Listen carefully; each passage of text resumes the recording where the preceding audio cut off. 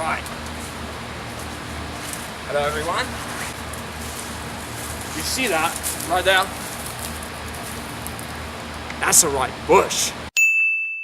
And that bush is full of bugs, I tell you.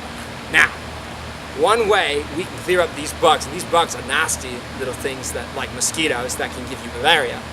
We can clear them up if we use a chemical called DDT.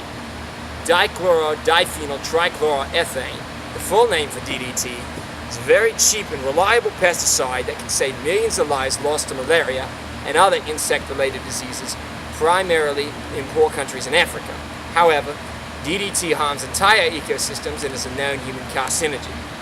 So, I believe that DDT should be used to eradicate insects that spread disease such as mosquitoes, but not as an across-the-board pesticide for general use.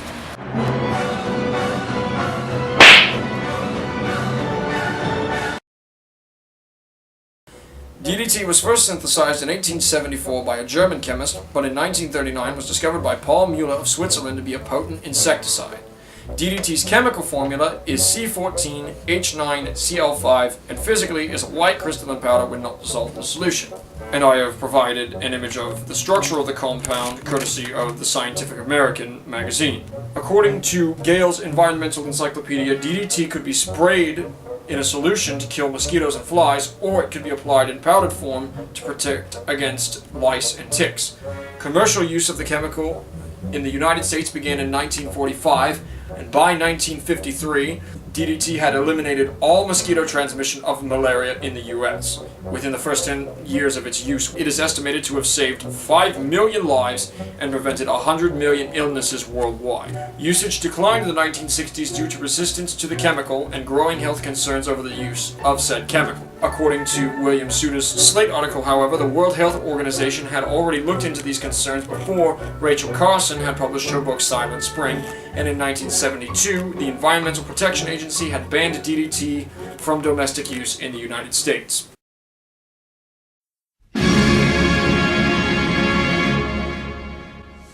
Now, of course, DDT has some drawbacks. According to Rachel Carson's Silent Spring, DDT is harmful to humans if ingested.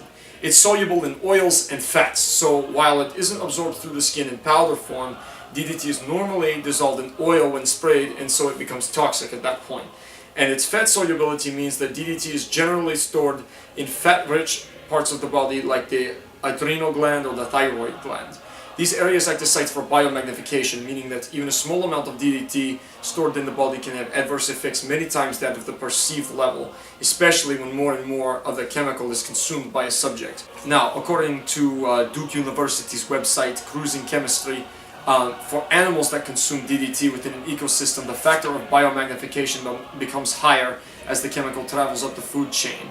So essentially what that means is if a smaller animal ingests some DDT, then by the time that we get to the top of the food chain, which is inevitably humans, there's a larger amount of DDT to have an effect on the human body than it would on, say, the body of a fish. And according to Gale's Environmental Encyclopedia, as far as health effects are concerned, DDT can cause dizziness, nausea, headaches, tremors or seizures, or hyperexcitability due to acute exposure.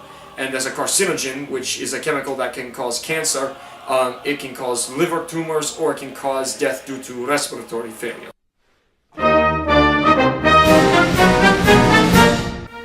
Now, in support of DDT, and as an American soldier, I do support the use of DDT. It's an extremely useful pesticide that has been used to eradicate malaria in first world countries, but unfortunately it has been banned. According to Charles Whelan's book Naked Economics, the next best alternative to DDT is not only less effective, but also 4 times as expensive, and that's a problem.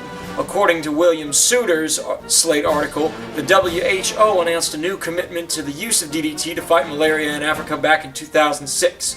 Gale's Environmental Encyclopedia also includes that DDT is resistant to breakdown and can easily be transported, which helps the effectiveness of the chemical as far as shipping it goes. But the bottom line is that DDT is effective.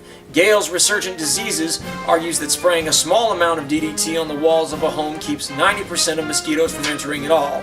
Countries like South Africa and Mozambique, among others, have cut malaria rates by 75% in under 2 years, and more countries in Africa are looking back into the use of DDT simply because they need it. Research in Diseases further states that modern policies of DDT use do limit the amounts, confine the use to household walls, and keep the chemical away from agriculture and water sources. So you mean we can save this poor plant? Exactly. So there you have it. Despite the fact that if absorbed into the human body, DDT could cause health problems due to the fat and oil solubility, DDT is entirely necessary to use in third world countries that need it in order to save millions of lives otherwise lost to preventable insect-transmitted diseases. By keeping the chemical away from agricultural areas or water sources and using sparing amounts on households, DDT's effectiveness will not diminish as a cheap, reliable, and chemically stable substance to control and prevent insect-transmitted diseases.